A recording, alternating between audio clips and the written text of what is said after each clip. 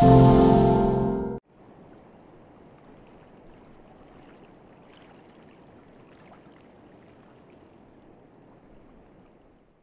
you given thought to what it is that the U.S. government's response to your conduct is in terms of what they might say about you, how they might try to depict you?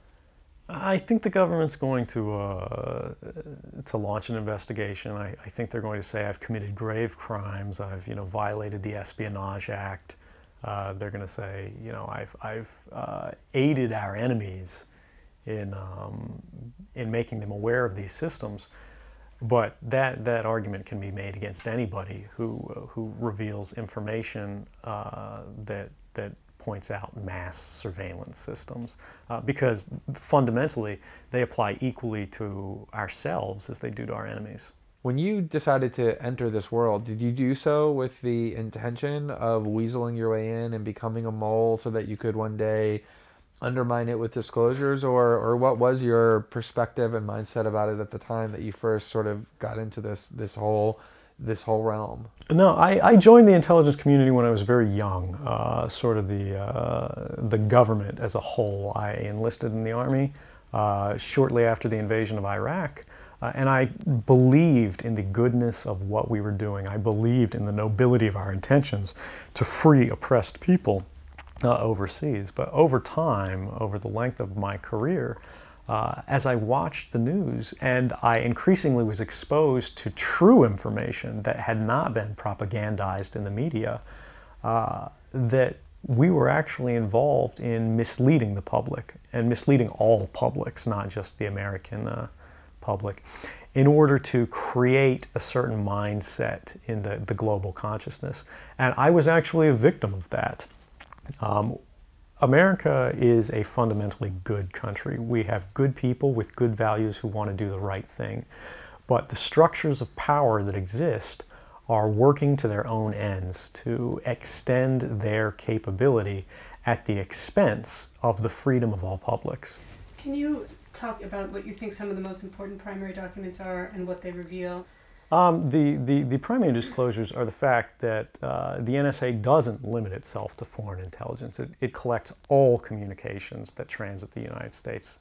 There are literally no ingress or egress points anywhere in the continental United States where a communication can enter or exit without being monitored and collected and analyzed. The Verizon document speaks highly to this because it literally lays out they're using an authority that was intended to be used to seek warrants against individuals, and they're applying it to the whole of society by basically subverting a corporate partnership through major telecommunications providers, and they're getting everyone's calls, everyone's call records, and everyone's internet traffic as well. On top of that, you've got Boundless Informant, which is sort of a global auditing system for the NSA's intercept and collection system that lets us track how much we're collecting, where we're collecting, by which authorities, and so forth. The NSA lied about the existence of this tool to Congress and to specific congressmen in response to previous inquiries about their surveillance activities. Beyond that, we've got PRISM, which is a demonstration of how the U.S. government co-opts U.S. corporate power to its own ends.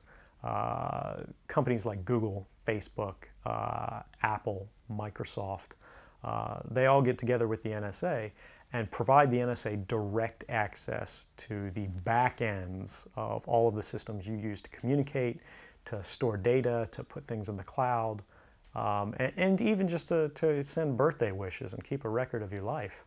And they give NSA direct access that they don't need to oversee, so they can't be held liable for it. I think that's a dangerous capability for anybody to have, but particularly an organization that's demonstrated time and time again that they'll work to shield themselves from oversight. Was there a specific point in time that you can point to when you crossed the line from contemplation to decision making and commitment to do this? I grew up with the understanding that the world I lived in was one where people enjoyed a sort of freedom to communicate with each other in privacy, without it being monitored, without it being measured or analyzed or sort of judged by these shadowy figures or systems anytime they mention anything that travels across public lines. I think a lot of people of my generation, anybody who grew up with the internet, that was their understanding.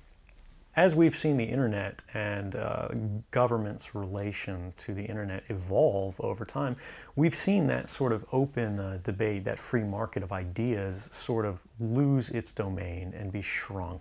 But what is it about that set of developments that makes them sufficiently menacing or threatening to you that you are willing to risk what you've risked in order to fight them?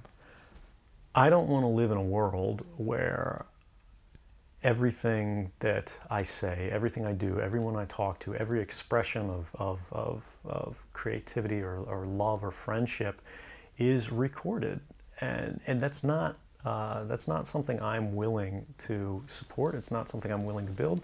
And it's not something I'm willing to live under. So I think anyone who opposes that sort of world has an obligation to act in the way they can.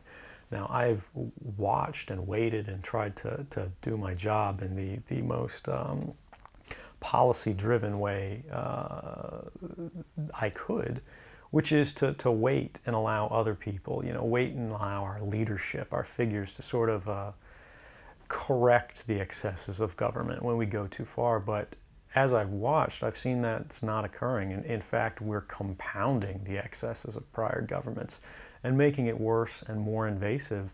And no one is really standing to stop it.